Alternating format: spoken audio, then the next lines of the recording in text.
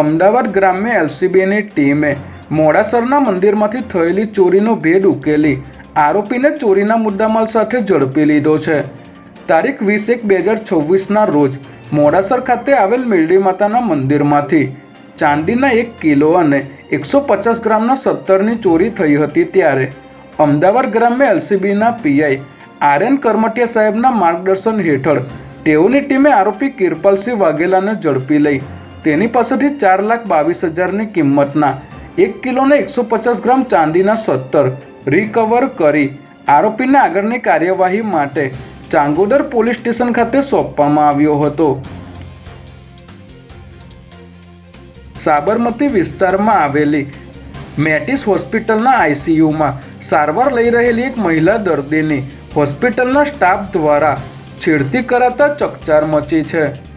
પારિવારિક કારણોસર યુવતીએ દવા પી લઈ આપઘાતનો પ્રયાસ કરતા હોસ્પિટલમાં ખસેડવામાં આવી હતી, જ્યાં આઈસીયુમાં સારવાર દરમિયાન હોસ્પિટલમાં ફરજ બજાવતા ઇન્દ્રજીત રાઠોડ દ્વારા અડપલા કરાયા હોવાની ફરિયાદ નોંધવામાં આવી છે।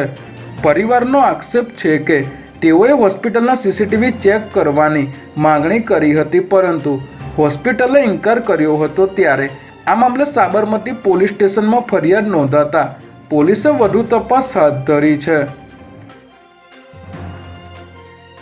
ભાવનગર જિલ્લાના મહુવા તાલુકાનું મોટા ખૂંટવાડા ગામ હાલ પોલીસ અને સ્થાનિક પશુપાલક વચ્ચેના ઝઘડાને કારણે ચર્ચાનું કેન્દ્ર બન્યું છે। રસ્તા પર પશુઓ હંકારવા જેવી નજીવી બાબતે થયેલી પોલીસ અને પશુપાલક યુવક સાથે ભારે બોલાચાલીએ ઉગ્ર સ્વરૂપ ધારણ કર્યું હતું, જેમાં પીએસઆઈ યાદવે પશુપાલક ભાવેશ ચોસલાને લાફા ઝીક્યા હતા અને જીઆરડી જવાને માથામાં લાકડી ફટકારી હતી, જેથી તેને સારવાર માટે હોસ્પિટલ ખસેડવામાં આવ્યો હતો। ત્યારે પીએસઆઈ યાદવ, જસકુ કામડિયા, જીઆરડી જવાન નાગજી તથા જાડેજા વિરુદ્ધ ગુનો દાખલ કરવામાં આવ્યો છે।